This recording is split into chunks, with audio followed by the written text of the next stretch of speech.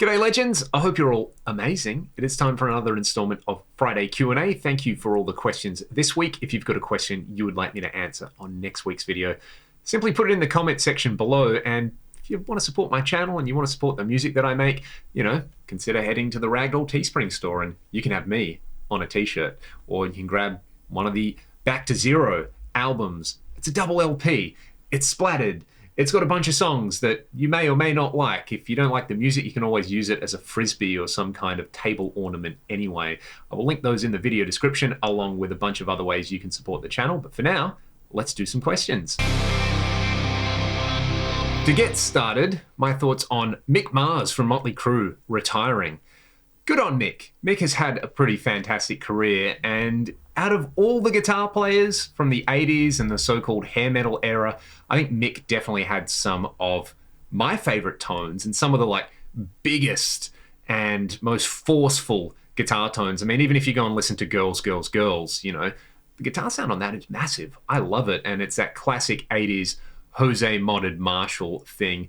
If you haven't read The Dirt, I don't know how true any of that stuff is or exactly how much they over-exaggerated anything, but it's still a great read, and reading Mick's parts in there were pretty tragic. Mick has had a pretty tough life, and they've done pretty well to come out the end of it, dealing with everything else as well as chronic disease. So yeah, I've actually got a lot of respect for Mick as a guitar player and a writer, and there's a great section, I'm pretty sure, in The Dirt where Mick talks about Jeff Beck complimenting Mick's guitar tone. So, if Jeff Beck thinks Mick's got a great tone, I think Mick's got a pretty great tone, and whatever they do in their retirement, I really do hope they enjoy themselves. What do I do when I'm feeling a bit stale with my playing, and when's the last time I felt stale? Honestly, probably this morning when I picked up a guitar. It happens pretty regularly during the week. I find that a lot of the time, if I'm not super loving what I'm doing, it just comes down to non-guitar related life factors, like maybe I didn't quite have enough coffee in the morning, or I didn't sleep well, or I didn't eat well the day before, I wasn't fueling my body properly, or maybe I'm just not hydrated enough, or I'm slightly stressed about something that's happening or going to happen, or I'm planning into the future, or I'm making a video answering questions, so I've got some distractions in there.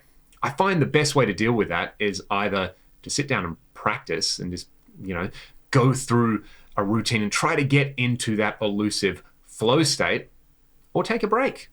You're not going to forget how to play guitar if you just don't play guitar for a weekend, as long as you're going to sit down, say, on Monday evening and you've got 30 minutes of practice in front of you, or you're going to learn a song.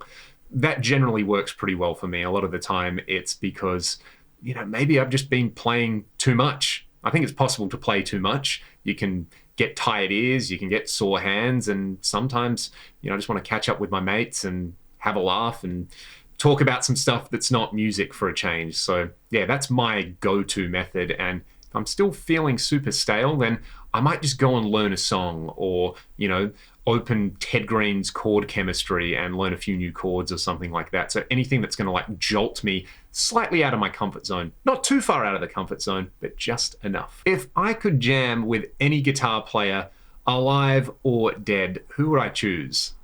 Pretty interesting. Most people would probably say Hendrix or Van Halen or somebody like that.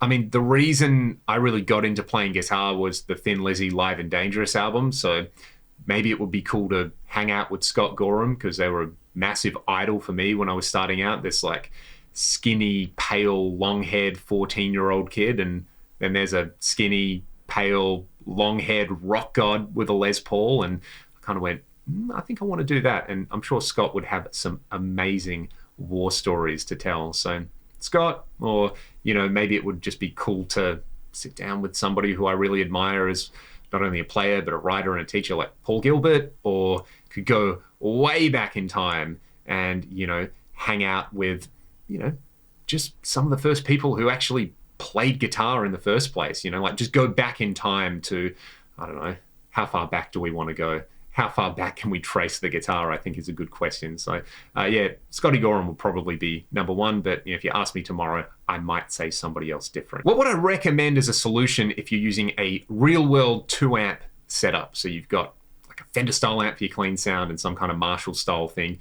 for your dirt and you've got a pedal board, I think the best solutions out there are made by Layla. I've got the Layla P-Split that I use when I want to track a DI and have my main rig going. I've been using that for years, and you would have seen me mention that in my recent what's on my desk video, which you can find on the channel. But they make something called the Joule, which will work as an A/B Y box, and their transformers in there that they use for isolating and separating the signal are fantastic.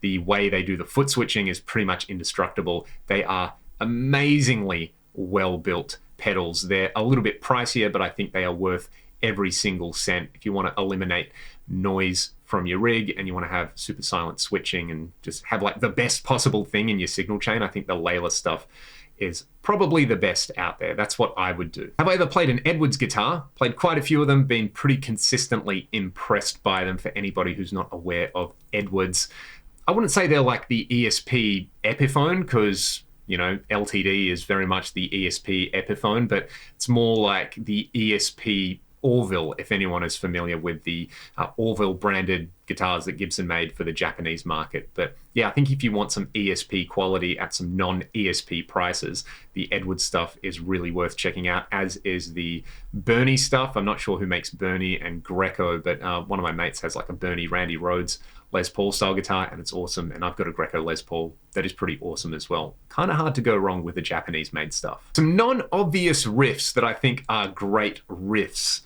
Ooh, there's some good stuff in here. Mostly stuff that happens underneath guitar solos when you learn them and you're like, wow, this is really, really good. One of my favorites, and this was one of the first like strictly rhythm guitar things that I learned, was the rhythm guitar part underneath the solo in AC/DC's You Shook Me All Night Long. Just the way they kind of chop up that main chorus riff, and you know, Malcolm Young being the rhythm guitar genius that they are, I think that's one that everyone should know how to play. And it's more about kind of playing like a bass player or a drummer than playing like a guitar player. So that's one that immediately comes to mind. The Whitesnake 1987 album, there's a bunch of great rhythm guitar parts under all the solos there, like Bad Boys, Children of the Night. I'm trying to think of some more on there. You know, pretty much everything, just the rhythm guitar underneath it is super slamming and worth learning. And then, you know, I would probably just pick out some obscure riffs from maybe some non-rock related genres to go along with that. You know, maybe like synth riffs, you know, what's that song? Maniac? Like learning that part, the main synth part on guitar, is a pretty awesome guitar part as well. Anything from Journey, like trying to learn the keyboard parts, like the keyboard lead line in separate ways is really fun to play on guitar. You know, there's a whole bunch of them, and you should probably tell me what some of your favorites are. What's my favorite genre of book to read? At the moment, I'm reading David Graeber and David Wengrow's The Dawn of Everything, which is a history and prehistory book. It's kind of mind-blowing, and I would highly recommend it. Been really into the history stuff recently. Mike Duncan's The Storm Before the Storm is a great one as well if you're into Roman history. I read that recently and really, really enjoyed it, and a bunch more. Other than that, cooking books, you know, Salt, Fat, Acid, Heat is great. I've got Adam Liao's latest book. I've got a few other ones which I really, really enjoy. And that actually ties into another question about what have I cooked recently that I've really been enjoying. I recently got a sous vide. So I've been doing a lot of things in that. Love doing like a pork fillet, do it in there and then finish it on charcoal. That's pretty awesome. Been doing steaks in that, which are just amazing. And every time I do a steak in there, I do the Guga Foods, let's do it. So yeah, a lot of things like that. It's really, really made it easy to get consistent results, which I like. And I mean, other than that, you know, red beans and rice is always a great staple around here. I managed to find some guanciale and make a pretty authentic pasta carbonara, which I was pretty happy with, but I think I can make it even better. So I might actually do that this weekend. Do I mostly write or improvise solos that I play that you either hear on the channel, on the Discord server jams, or say on a ragdoll song?